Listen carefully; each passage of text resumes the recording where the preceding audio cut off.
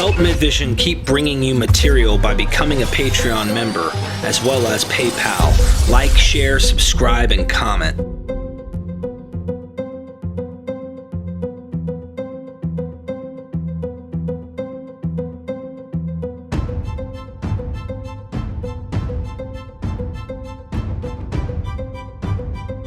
Mr. Jason Foux, we were talking briefly about the Epic of Gilgamesh and the Bible.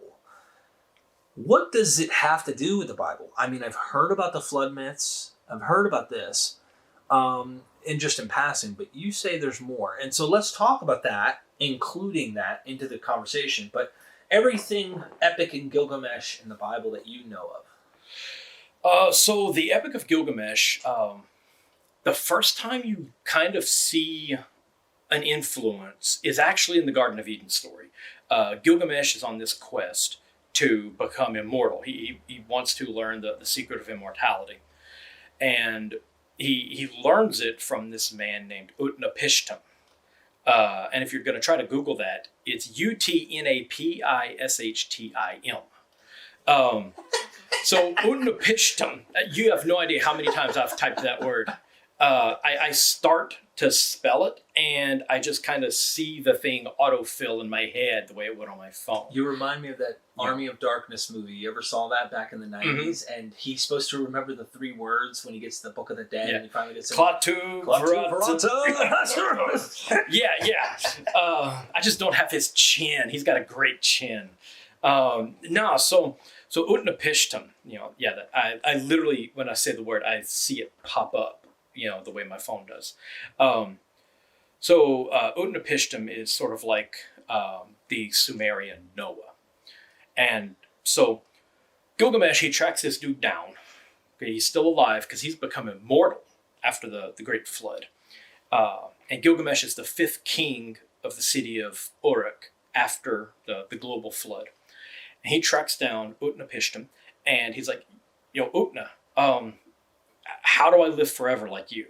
Because my best friend just died, and I don't want that to happen. I want to live forever. And he's like, oh, look, you have to go to this certain place, and you're going to have to find this fruit that gives you eternal life. And when you find that, if you get this fruit and you eat it, this is basically the fruit of the gods. It comes from like it's the fruit of life. This is what the gods eat so they can stay alive. And if you eat this, you'll live forever like me. But it's going to be really difficult to get to. And he's like, I'm Gilgamesh. So he goes and he finds the fruit and he gets it. But he doesn't eat it right away. He sets it down because he's tired because it was such an ordeal to get it. And then a snake comes along and eats it. Now the snake gets to live forever. It has stolen the secret of immortality from Gilgamesh, from the humans. And so no one except for Utnapishtim is going to live forever, and Gilgamesh is going to have to be like everyone else on Earth. He's going to have to eventually grow old and die. Mm.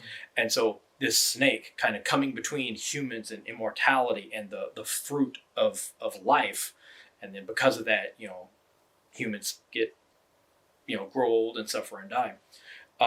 We see that parallel at the end of the Genesis to creation story at the end of the Garden of Eden.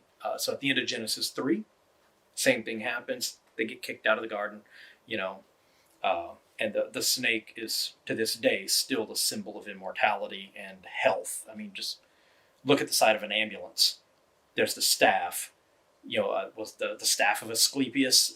It's a Greek myth.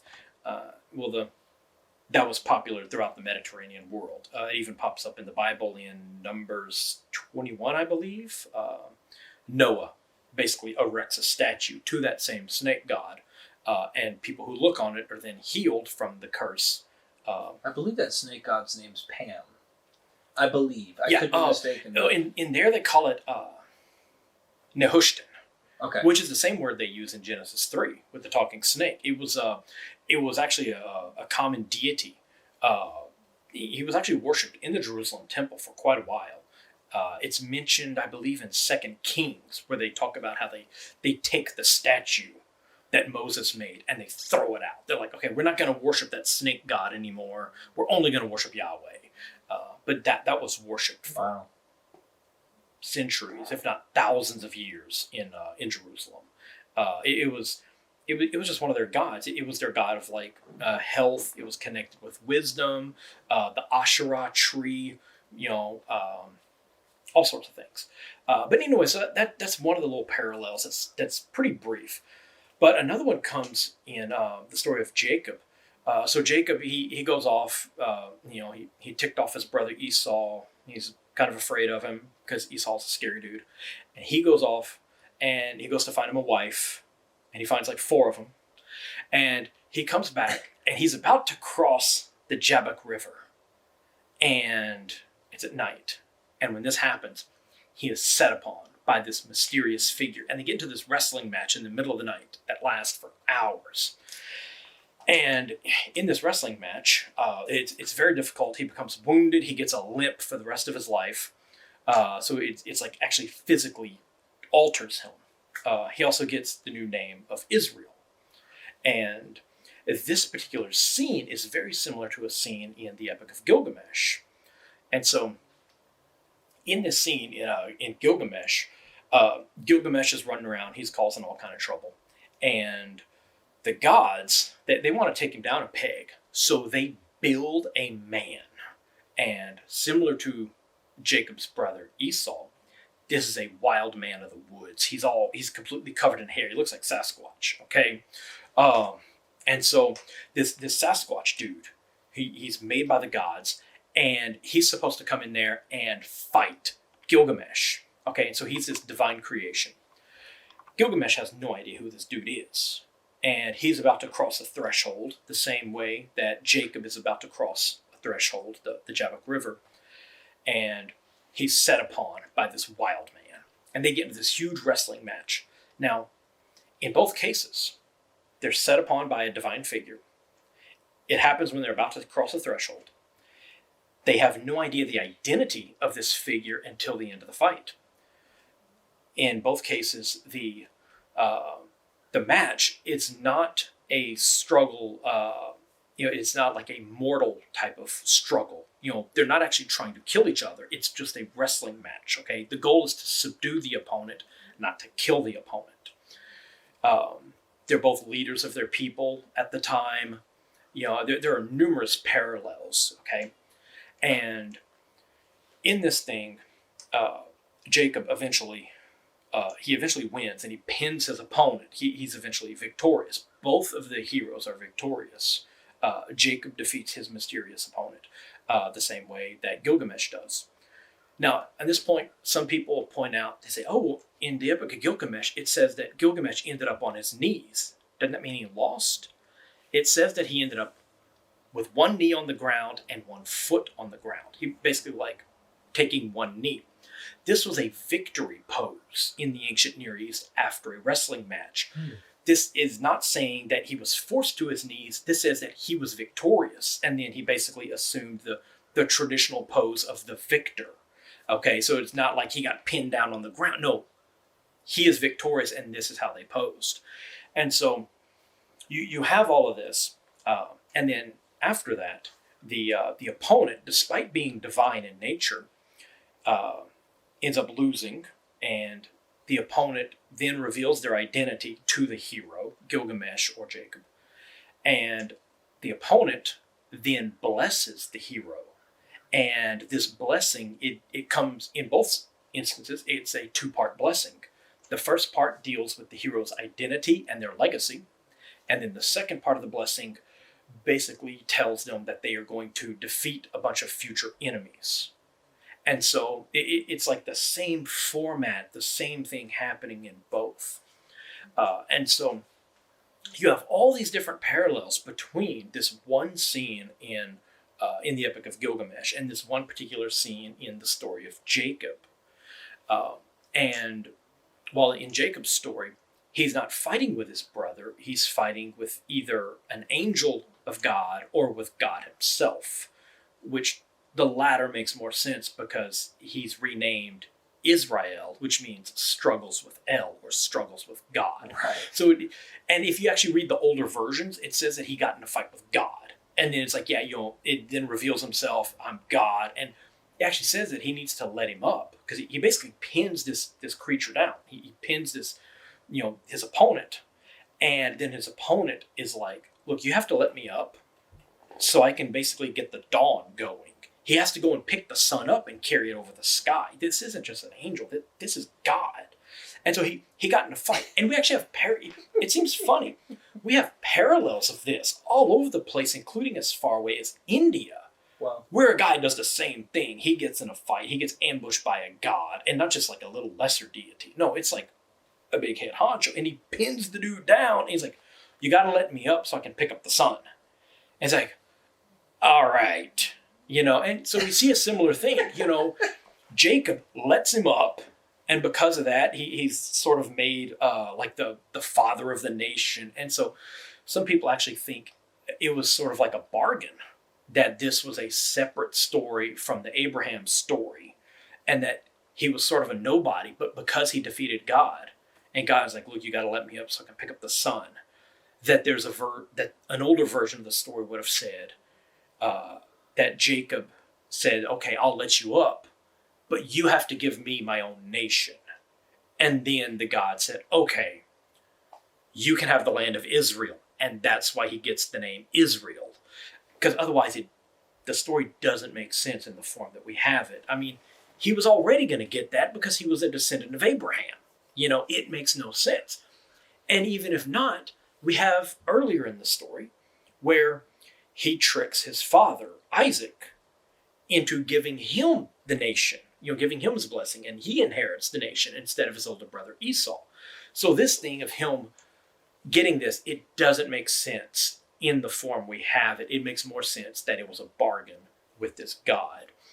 And in the Epic of Gilgamesh, the hairy man he fought against, I mean, nothing's verbatim, right? Mm-hmm. So is that man divine? Is he? Yes, he was created by the gods just to take Gilgamesh down a peg. Because Gilgamesh was sort of abusing his power. He was like going and sleeping with all the women. Like, you get married, guess what? The first night, your wife is spending with him, not you.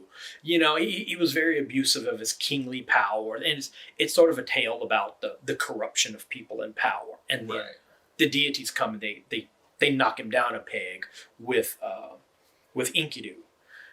What's the name of that? Do you remember the name of the hairy creature? Yeah, his name was Enkidu. Okay, so Enkidu. And he then becomes like a brother, or because some of these words are ambiguous, in some translations, he becomes a lover of Gilgamesh, which may seem weird because you think ancient Near East, they're very, anti-gay. But we have hints in the translations that David and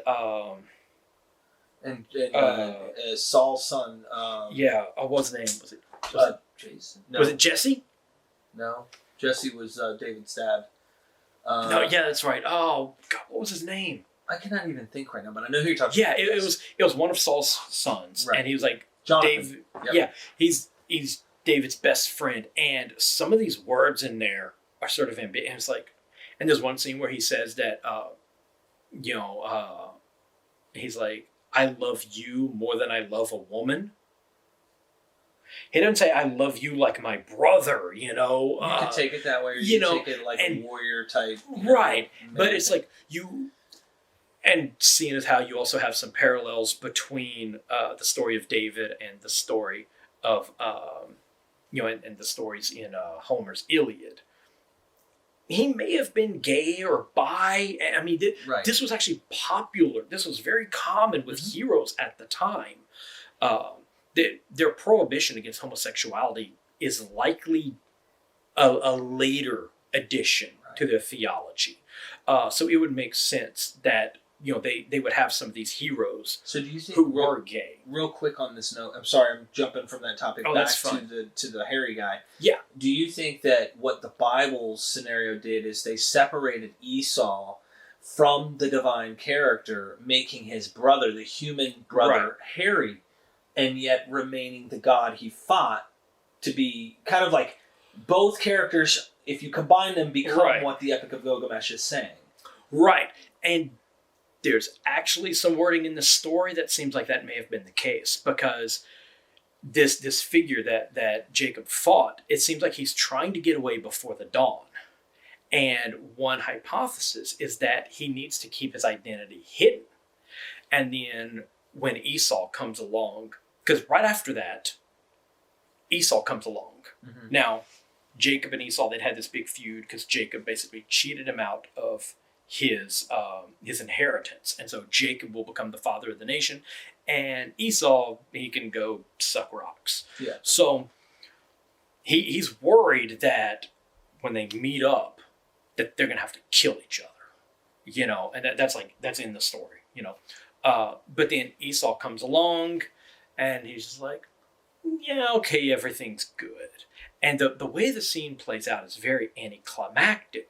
And there are some certain phrases that some scholars have pointed out that are strange.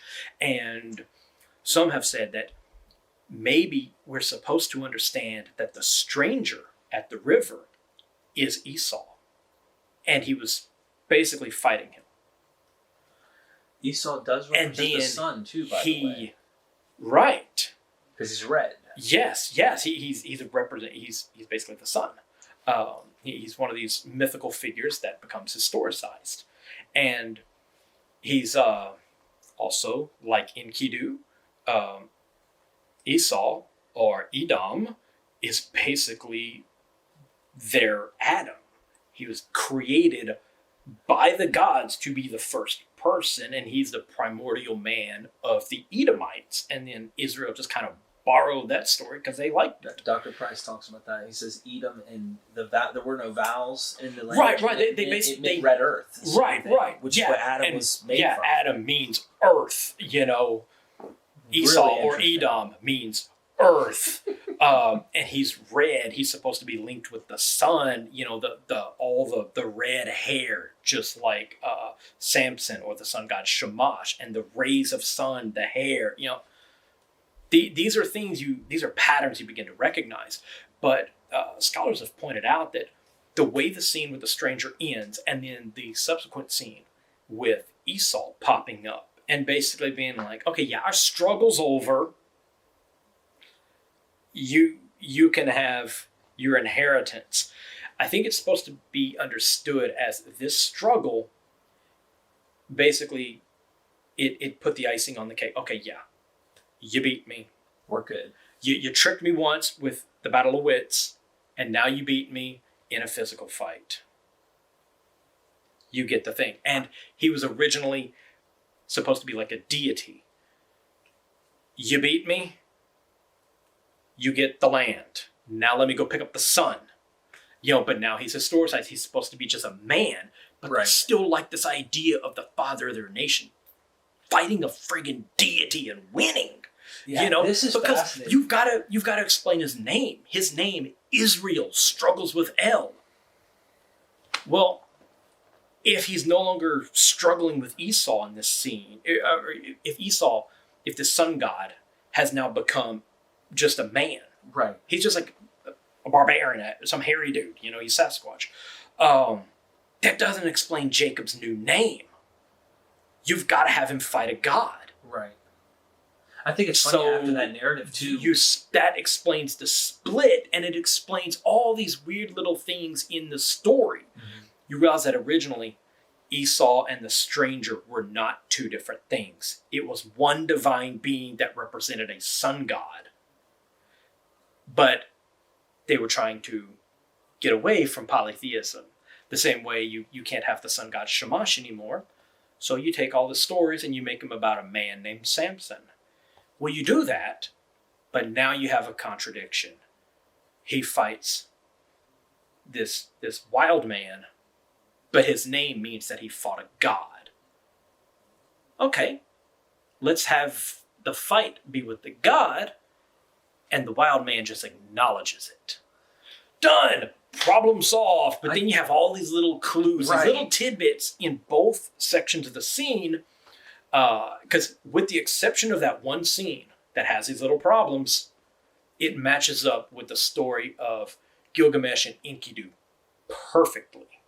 It's just when you get to that one part. So I think they split it. On that note, I think it's interesting because when I used to read and watch the movies and Jacob comes to meet Esau and the warriors, they make it so just literal and everything that we've learned growing up.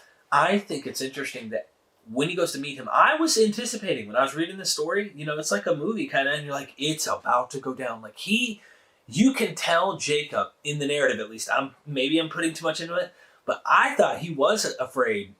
Yeah. The way they played it up, like he took his brother's thing, his brother's a warrior, his brother's a beast, and he's afraid to meet this guy. And he sends half his family in front of him to go see Esau first. Like, hey, go show them, say, we're here on behalf of, listen, we don't want problems. And then notice I may lose some of my wives, but hopefully... But hopefully we're good. He's happy with the camels, happy with the women, that kind of thing. And he's like, hey, and then when they meet, they're like, hey, we're good. Part of me wonders if that was the reason they're trying to narrate out, making them good, or if I find it funny that they have no more problems. Like after this scenario, there's no other issues ever with Esau. Of course, the narrative picks up and continues on to the next sentence. And because after that, in the story of Gilgamesh, basically the source material, Gilgamesh and Enkidu, they become best friends, possibly lovers. They are inseparable until Enkidu eventually dies. And it is earth-shattering to Gilgamesh. Which is why he went to look for the eternal life remedy. Right. So, all right, last part. We've got to talk about this Ecclesiastes scenario that you say is verbatim or somewhat. Yes. So this comes from Ecclesiastes 9... 7 through 9, I believe. Yeah. Ecclesiastes 9, 7 through 9. So what happens is they're talking about the meaning of life, basically. They're like, hey, what's the meaning of life, and they essentially what they basically come up with is basically the Bible just says YOLO. It's like, look, just live it up. Get you some wine, have you some fun, just have a blast. Enjoy it while you can because it's temporary, which seems kind of weird in the Old Testament, right? Because it's like, look, life's gonna suck, you need to do everything kosher and live this miserable existence where the whole thing is devoted to temple purity, and it's just gonna be miserable, and then you go to Sheol. But this is just like, live it up and have fun. But there's this passage in the Epic of Gilgamesh. He encounters this goddess, Siduri, I believe, she's like a goddess of wine, okay?